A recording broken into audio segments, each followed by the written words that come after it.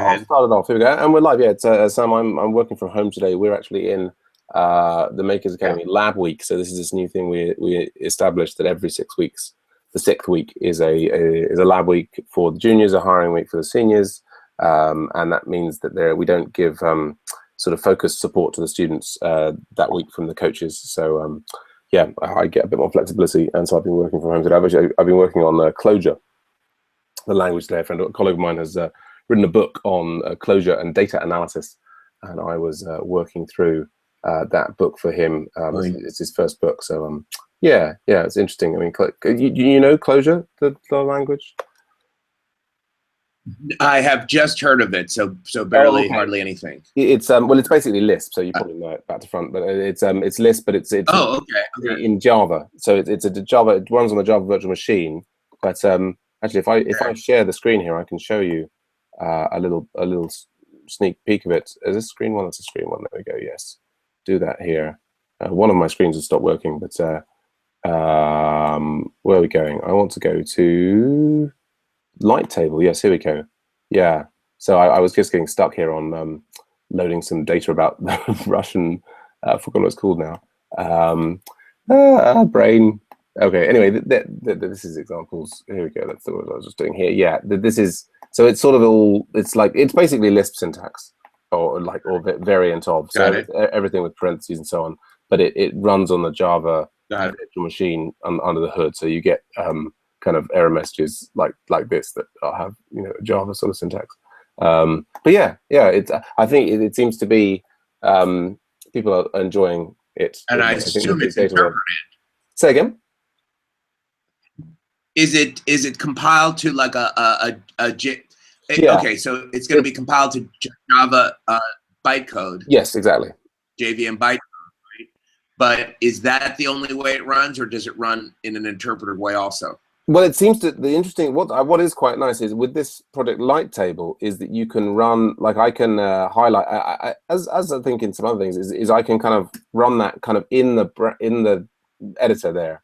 So individual things here will run, and I'm in that one had already run. This was the result of doing some things here, but yeah, I mean, like I can just click on a line and then see that runs, and it gives me the results immediately there. So it's kind of compiling it behind the scenes, and yeah, so you've got a REPL loop that you can is quite nippy. You can interact with, and it's quite interactive. Okay, but the normal thing running it is the JVM, because about 30 years ago we took a Lisp language and we created our own sort of virtual machine and interpreter that we ran on the little PCs back then, and it was a Lisp language, basically Lisp with data structures, not data structures, data types. Yeah. But our development, the key thing that I just want to add, our development environment was the full interpreted environment. In other words, the sort of compilation to the virtual machine, to the sort of the bytecode equivalent, was just for running mainly. And we did all our development, debugging and stuff, and sort of like the last step was to just get it to run on the virtual machine. So that gave us all the power of the full mainframe. I think this is kind of similar in that I mean, all the stuff I've been doing has been doing like within this framework that just allows me to run it directly, and it seemed like a scripting language superficially, and I think that you can then compile it down into an executable that just runs on any machine, and that's when you don't need the compile step until you've debugged and worked out the whole thing.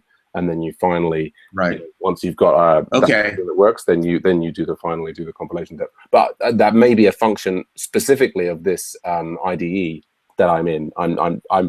This is the first day that I spent programming this language, so I can't claim. And then one last thing, because you sort of said like, I mean, I understand Lisp, Lisp like syntax and all that stuff, but what's its claim to fame other than that? Because that didn't sound like the reason. Well, no, it seems to be that it's Lisp on top of the JVM. Seems to be, as far as I know. So that is. I mean, I think the argument is that Lisp it's good. Lisp is good, and I think that the problem for some people is that Lisp, well, it's these other kind of systems, and who knows what they run on and what the this, that is else going on, but by, you know, the fact that it's on top of the JVM and the JVM is so widespread that it seems to have gained some respectability from that. But and it's become, I think, quite popular for data analysis. Is well, at least that's the context in which that's I'm right. You about it. said the data analysis, which sort of surprised me. You know, I think of Lisp as more symbolic than data oriented, but yeah, well, there seems to be this idea where it's sort of saying like, you know, it's like rather than having 10 data types or 10 different kind of classes and 10 different operations on each, it's like, let's just have lots of maps and lists. And so there's a very limited number of, it's like, it's not an object-oriented language. And it's saying, they're sort of saying like, you know, when you're dealing with this big data, you know, let's just treat everything as one, you know, one or very, very small number of data types. And then, you know, we can just, you know, we'll have lots of operations that work with those data types, and we'll just reuse those again and again. And there's, I guess they're arguing for, there's greater reusability from the idea that all of your functions work with the same relatively limited set of data types, and, you know, you avoid these custom objects that are then kind of incompatible with each other because they require, you know, they all have different interfaces, and so they all require, you know, a function that you write to work with one set of objects will not necessarily work with another set of objects. Interesting. Okay, back to the 1970s. Well, you know, it's kind of a steampunk thing. I mean, they've got obviously running on Java, and they've got, you know, the whole thing's built on an object-oriented framework, but they've got rid of the object. My entire undergraduate, like, computer science curriculum was basically Lisp oriented. It was like, it was sort of the thing then, and they just did it all that way. I mean, there's a pleasing symmetry to it in terms of, you know, that everything is like the code is the data is the code, and as of course, right. I mean, I think, yeah, and I've you know, I'm having some fun with this, and it's very nice to have good, like, you know, there's good support for dealing with the parentheses in this, you know, editor. I mean, I think that the code that I've seen in my colleague's book is, it tends to feel like, yeah, there seems to be a temptation for like a long sequence of things. I'm kind of missing objects, but maybe that's just early stage withdrawal. So we'll see. I mean, I probably won't be doing much more on it. I mean, I'll be back onto Ruby and JavaScript tomorrow, I expect. Yeah. When I was working on programmable documents I think it's probably in the 80s. We created, you know, we had complex documents. We created an extension language so people could program our documents and into functionality, like sort of opening them up in a sense. And the language, the extension language we chose was Lisp because it was easy to write a Lisp interpreter. And then we were sort of blown away by the success of Visual Basic. Because then, you know, that's Microsoft opened up Visual Basic, and it was the Visual Basic that people who came to us were looking for something that looked like that, and they saw the Lisp and they was like, that looks weird, we can't deal with that. So we sort of lost out on the public relations end. No, absolutely. Yes, it's interesting. I mean, I never did Lisp early on. I mean, when I was very first programming, I was programming BASIC. But I got the that's about how long ago now? About 3 or 4 years ago, I got the little Lisper. Oh no, yeah, the little schema and the seasoned schema, and I worked through these books by Friedman and Verlaisen, and kind of learned it all, you know, there as sort of like, I think that was from Douglas Crockford. The had suggested that was, you know, the cool thing, and so I sort of followed through that in my search to understand JavaScript, because I thought, what was his name? Crockford had written a kind of a Lisp editor in JavaScript or something. Anyway, yes. Did you say scheme or schema? I said little schema, which is the name of the. I mean, I've got these books here. Actually. Oh, go on. Scheme was sort of a variant of the language, sort of a Lisp variant that came alongside like the variant that I used. That sort of scheme was derived or like took some of the features of the thing that I used. The thing I used was called Muddle. Yeah, I mean, this is the series of books. I think it was originally called The Little Lisper, and then they Schemer. Okay, that makes sense. Yeah. And and I was hearing the last ER as an A. Yeah, got it. Yeah, so I mean, it was yeah. So I mean, I feel quite comfortable with manipulating these sorts of things. Although, yeah, at the moment I'm kind of still I'm still, I don't know. I think it's gonna be difficult for anything to displace Ruby and JavaScript for me for a while. But anyway, yeah.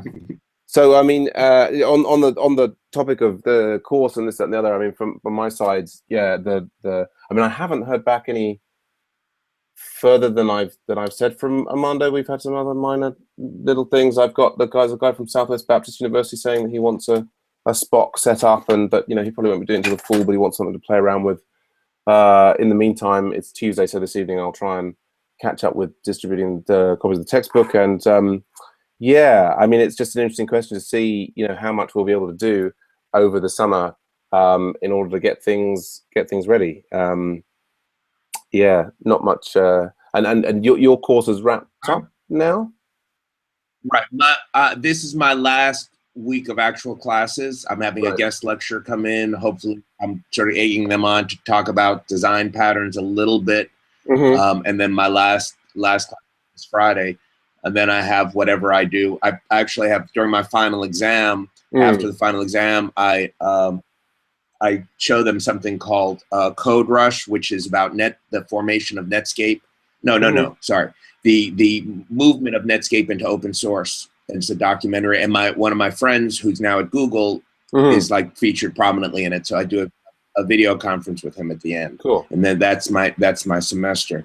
Nice. But next semester I do have 3 sections of this software engineering class. So it's basically going to be practically, you know, a big focus. Okay. And so whatever changes, whatever's going on there, I'll probably be able to devote more time to it. But also, you know, we'll be very curious what's going to happen. And when does, if anything, your class will start like 18th of August? It sounds like it changes. Yeah, exactly. It's going to be, my daughter is getting married like the 20th, 22nd, whatever that weekend is. I know we start just that week before that. So it's like that time, and that may be like just a little bit too soon to take on new changes. We'll see how it goes. Yeah, tell me the exact start date of your class. Is like August when is it?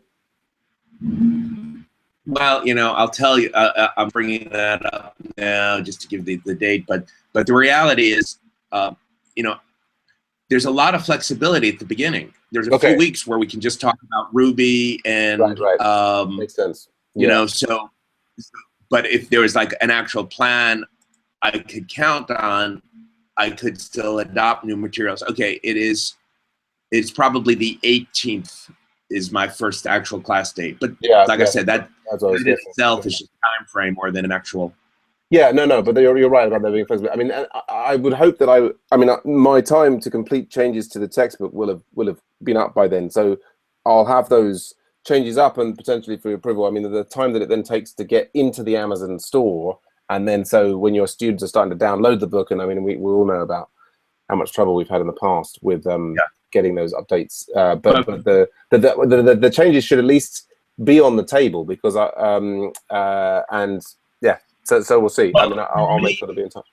Right, and I understand the book part of it. Actually, for me, it's more like, what set of video lectures are we using? Are we using like the exact same ones or the new ones? Yeah, I mean, that's going to be an interesting question. I don't know if there are any new ones. I mean, what Armando said he was going to do was that he was going to, you know, flip his classroom and have the students watch the video lectures, and then but I don't know if he did that or not. They ran the class, and you know, I mean, I have a feeling, my instinct tells me that they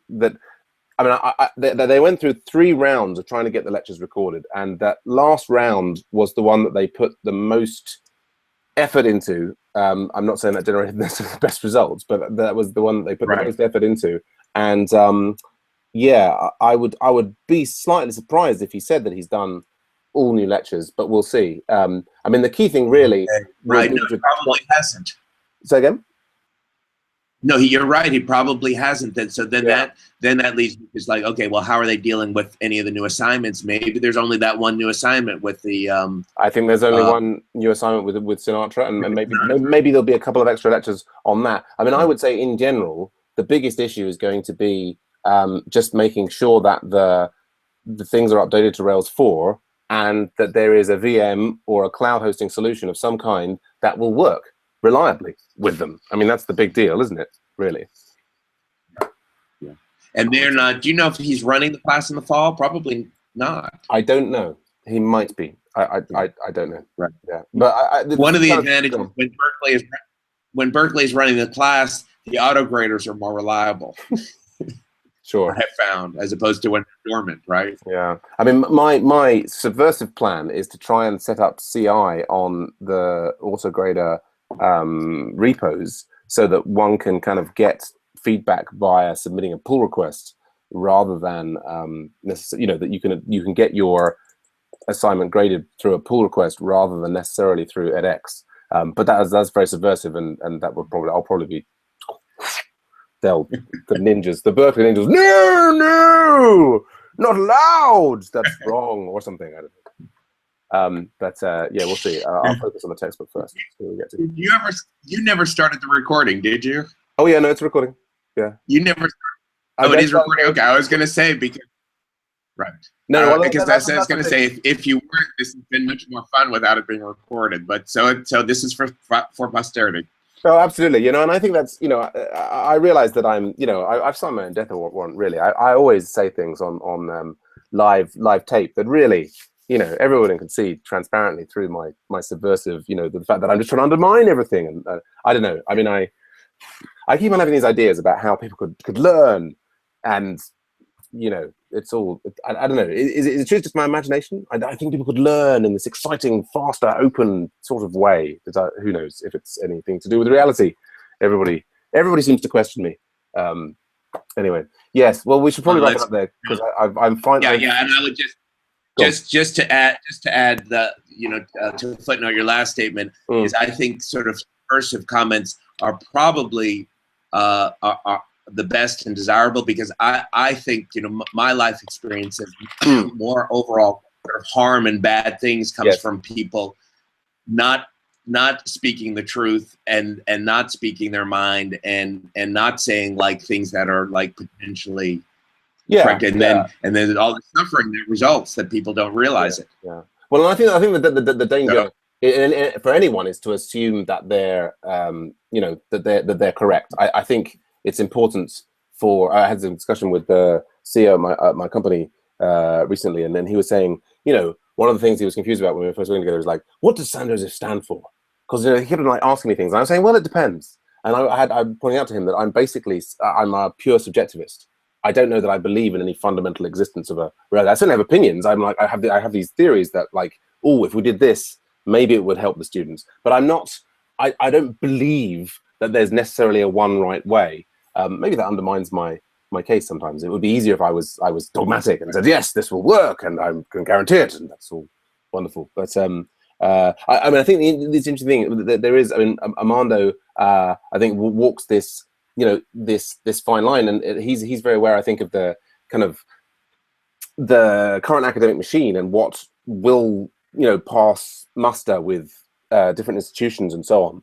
And in all of my subversiveness, I don't assume that my suggestions are correct, or the way that I'm thinking of doing it is necessarily the way to work it out. But it's sort of, life would be boring if one could never experiment with, I mean, that's we are as humans, aren't we? We kind of, we're sort of seeing situations and we're thinking, oh, that could be sort of simpler if I went this way. And sometimes it works out, and sometimes it doesn't.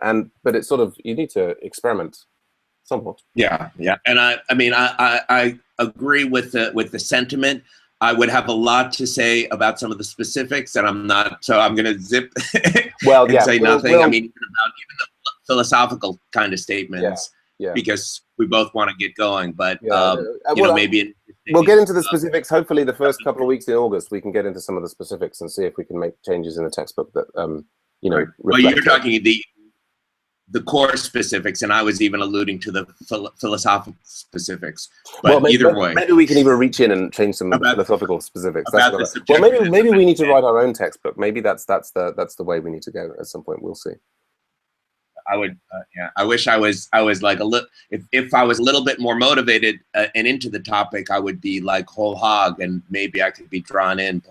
But well, we'll see after. I mean, you know, after you're teaching like your 3 sections 2015. In 2016, when you're teaching 4 seconds and 4 sections, and it's the only thing that you're doing. Maybe by 2017, when it's your entire life, you'll feel so strongly that there'll just be this this book that you want to push out.